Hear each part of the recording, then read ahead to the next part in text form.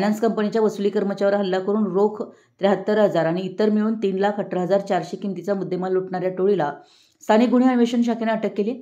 या प्रकरणात 5 आरोपी व 2 विधी संघर्षग्रस्त बालक असा एकूण 7 जणांचा समावेश आहे।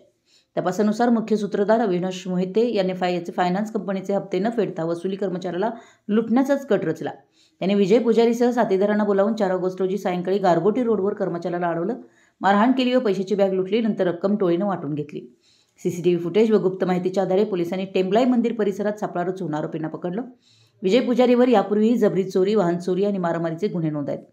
ही कारवाई जिल्हा पोलीस अधीक्षक योगेश कुमार, अपर पोलीस अधीक्षक डॉ. बी. धीरज कुमार यांच्या मार्गदर्शनाखाली पोलीस निरीक्षक रवींद्र कळमकर, उपनिरीक्षक शेष मोरे व स्थानिक गुन्हे अन्वेषण शाखा पथकाने केली आहे। मराठी यस न्यूजसाठी जयसिंगपूरहून नामदेव भोसले।